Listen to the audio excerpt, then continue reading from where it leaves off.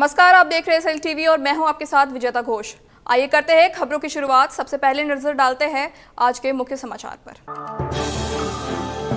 Mobile छिनतई कर घर आए बेटे को मुखिया ने खुद किया पुलिस के हवाले, पिता ने लगाई न्याय की गुहार।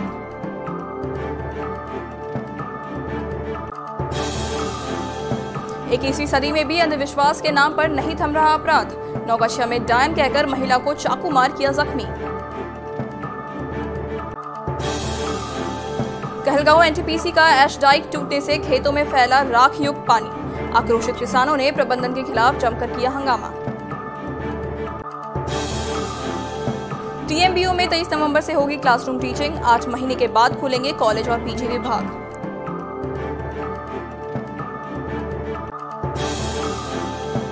और काली पूजा को लेकर एसडीओ ने पूजा समिति के सदस्यों के साथ की बैठक।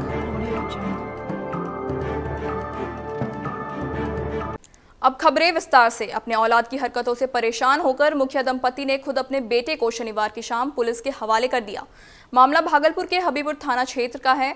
बताया जा रहा है कि शाहजंगी पंचायत की मुखिया बीबी शबाना खातून का पुत्र मोहम्मद आशिफ हमेशा नशे में रहता है और विरोध करने पर पिता मोहम्मद मंजूर के साथ मारपीट कर हत्या करने की भी धमकी देता है। इससे तंग आकर मुखिया शबाना खातून ने अपने पति हाजी मंजूर आलम की सुरक्षा के लिए हबीबपुर पुलिस के पास आवेदन देकर अपने बेटे को जेल भेजने की गुहार लगाई। मुखिया पति मंजूर आलम का कहना है कि सेराज मियां के उकसाने पर उनका बेटा इलाके में कई शातिर बदमाश के साथ मिलकर नशे में मारपीट और छिनतई की घटना को अंजाम देता है, जिसके कारण पंचायत में उसकी छवि खराब होती जा रही है। इस दौरान युवक ने शराब के नशे में अपने घर में माता पिता के साथ बदसलूकी की और जमकर उपद्रव मचाया। तभी बेटे की हरकत से तंग आकर पिता ने इसकी सूचना हबीबपुर पुलिस को दी, जिसके बाद पुलिस ने तुरंत कार्रवाई करते हुए युवक को घर से गिरफ्तार किया। मामले को लेकर हबीबपुर थाना अध्यक्ष ने बताया कि आरोपी युवक की मां शबाना खातून की ओर से दिए गए आवेदन और उनके पति मोहम्मद मंजूर आलम के बयान पर थाना मामले में दर्ज कर युवक को कानूनी कार्रवाई की जाएगी। बता दें, मोहम्मद आशिफ मोबाइल छिनतई के आरोप में सजा भी काट चुका है और वह 1 माह पूर्व ही जेल से बाहर आया है। बताना यह है कि मेरा बच्चा 2 साल के बाद जेल से आया तो 1 महीना सही से रहा। 1 महीने के बाद हमारी तबीयत बहुत बिगड़ गई तो हम चले गए इस दरमियान इलाज के लिए। जब इलाज के लिए गए तो उस दरमियान इसको जो है यहाँ का पॉकेटमार लोग इसको नशा करके बर्बाद कर दिया। जब नशा करके बर्बाद कर दिया उसी के साथ जो रहता है यहाँ, वो उसका नाम है सब्बू है, गुफरान है, नाड़ा है, कोको है, सिराज है। सिराज के कहने पर खर्चा देता है और ये लोग अपना सब बकरी चोर, गाय चोर, सब ये सब अपना मोबाइल चोर करता है। तो बच्चे को समझाने पर सुधार नहीं हुआ। इतना इसको स्मैक का नशा और कर दी से कोरेक्स का नशा कि पागल की तरह करता है। अजीज हो गए तो कल ये घर फिर आया दोबारा तो मोबाइल लेके आया था। तो हमने थाना को फ़ोन किया कि सर ऐसा ऐसी बात है, प्रतिष्ठा है, इलेक्शन है, इस तरीके का बच्चा कर रहा हरकत।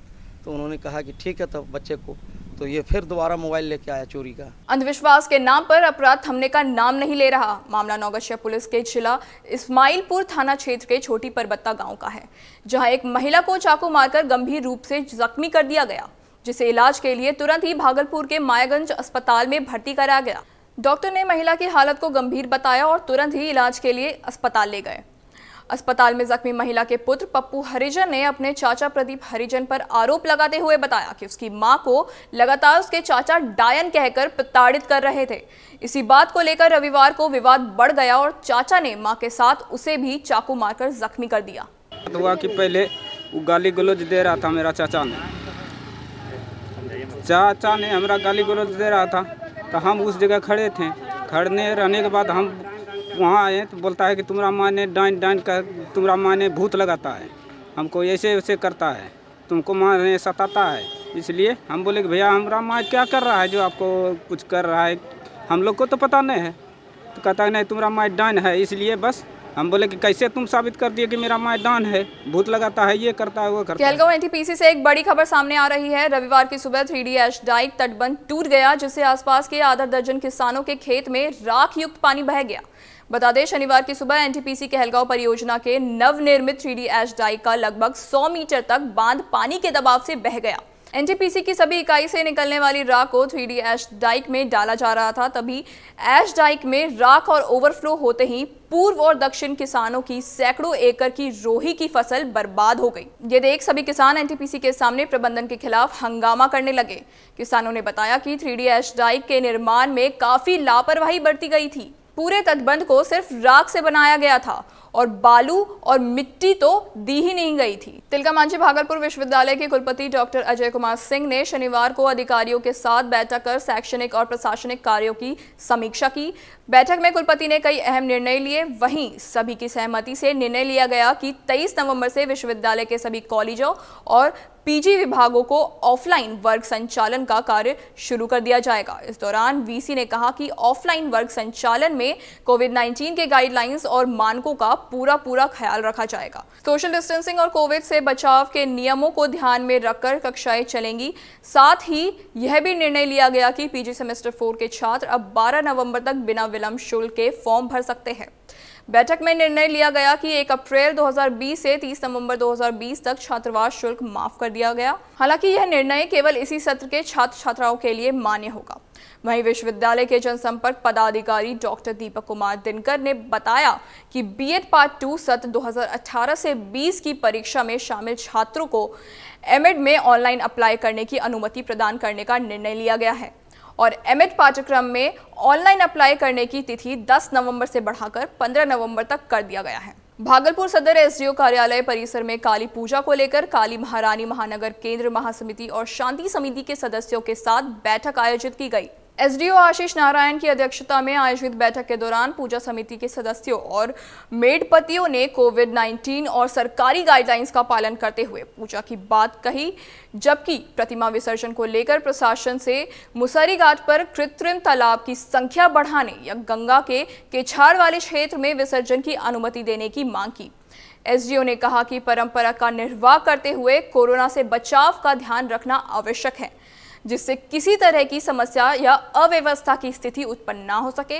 साथ ही कहा कि शांति और सद्भाव के माहौल में सुरक्षा को भी ध्यान में रखकर सारी तैयारियां की जाए। वहीं बैठक में सभी थाना क्षेत्र के थानाध्यक्षों के साथ पूजा को लेकर विचार विमर्श किया गया, जिससे सुरक्षा की पुख्ता तैयारी की जा सके। बैठक में महासमिति के अध्यक्ष ब्रजेश शाह, महामंत्री शिशुपाल भारती, उपाध्यक्ष विनय कुमार सिन्हा, सुरेश यादव, देवाशीष बैनर्जी समेत पूजा और शांति समिति के कई सदस्य मौजूद रहे। वक्त हो चला है एक छोटे से ब्रेक का। मिलते हैं एक ब्रेक के बाद।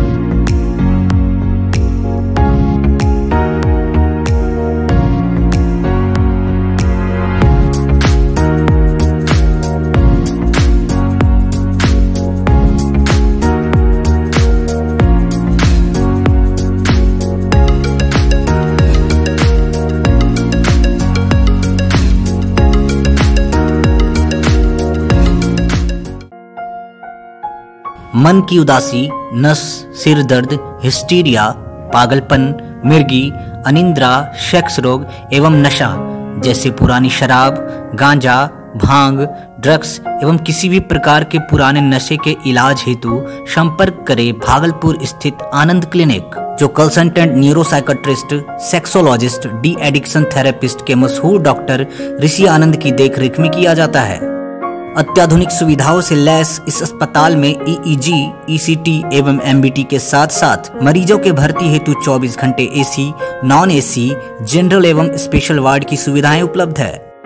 आनंद क्लिनिक, लाजपत पार्क, घंटाघर के उत्तर, मोक्षदा स्कूल के समीप, मशाकचक, भागलपुर, बिहार।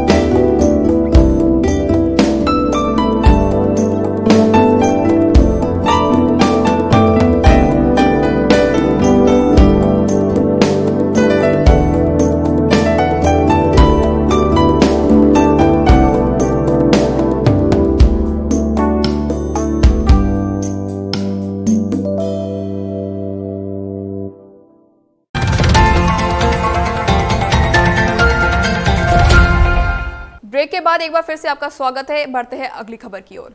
बिहार विधानसभा चुनाव 2020 की मतगणना को लेकर रविवार को समीक्षा भवन में निर्वाची पदाधिकारियों और सह निर्वाची पदाधिकारियों के लिए प्रशिक्षण कार्यक्रम आयोजित किया गया।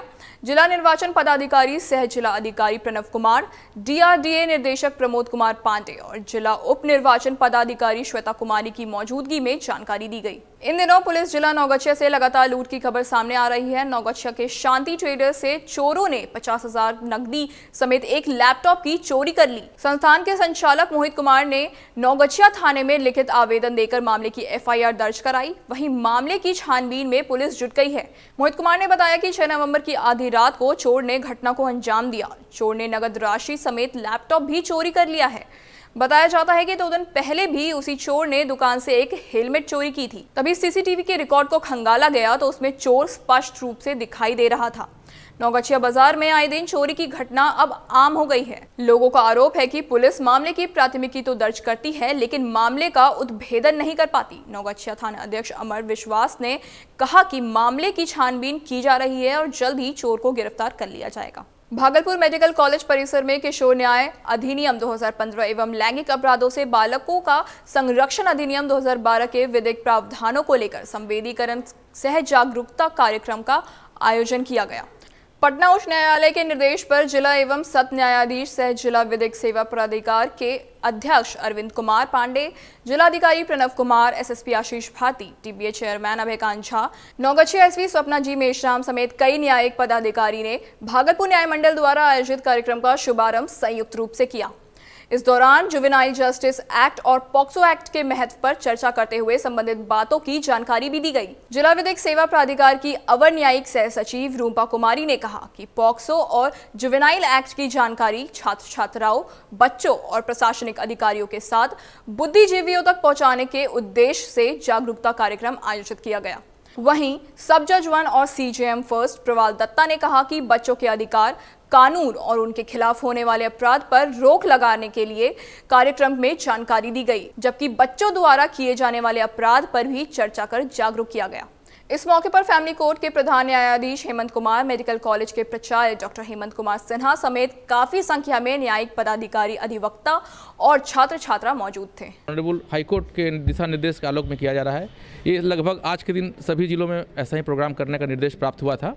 उसी के तत्वाधान आज भागलपुर में भी ये बच्चों को लेकर जुवेनाइल जस्टिस एक्ट और पॉक्सो एक्ट दोनों को लेकर एक कार्यक्रम किया गया है, जिसमें हम लोग का मुख्य उद्देश्य है कि यहाँ के आए स्कूल के बच्चों को, यहाँ के शहर के बुद्धिजीवी को और सभी सम्मानित जो है सो प्रशासनिक अधिकारी हैं उनको बच्चों के अधिकारों और बच्चों के लिए जो कानून हैं उनके बारे में अपडेट करना उन लोग। माननीय उच्च न्यायालय पटना के दिशा निर्देशों के आलोक में आज माननीय हमारे जिला एवं सत्र न्यायाधीश महोदय अध्यक्ष जिला विधिक सेवा प्राधिकार के मार्गदर्शन में हम लोगों ने आज यहाँ जुवेनाइल जस्टिस एक्ट और पॉक्सो एक्ट के विभिन्न प्रावधानों के अधीन जागरूकता एवं संवेदीकरण के लिए एक दिवसीय कार्यक्रम का आयोजन किया है। मारवाड़ी युवा मंच नौगछिया शाखा ने आज अखिल भारतीय मारवाड़ी युवा मंच के राष्ट्र कार्यक्रम जनसेवा के अंतर्गत दिवाली को देखते हुए आनंद सबके लिए कार्यक्रम के तहत ग्रामीण क्षेत्रों में जाकर जरूरतमंद बच्चों को गर्म कपड़े, बिस्किट और टोपी बांटा।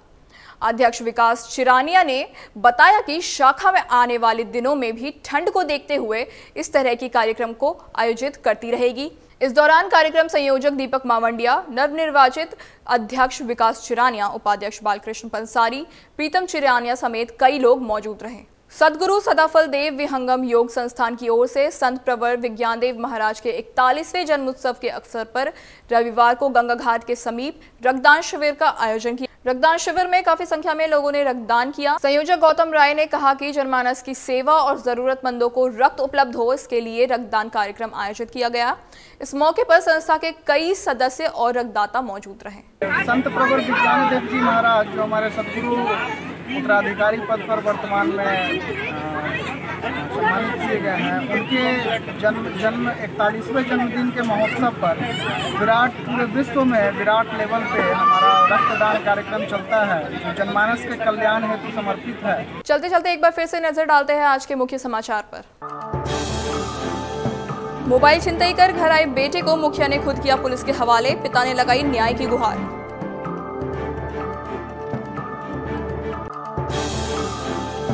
21वीं सदी में भी अंधविश्वास के नाम पर नहीं थम रहा अपराध, नौगछिया में डायन कहकर महिला को चाकू मार किया जख्मी। कहलगांव एनटीपीसी का एश डाइक टूटने से खेतों में फैला राख युक्त पानी, आक्रोशित किसानों ने प्रबंधन के खिलाफ जमकर किया हंगामा। टीएमबीयू में 23 नवंबर से होगी क्लासरूम टीचिंग, 8 महीने के बाद खुलेंगे कॉलेज और पीजी विभाग।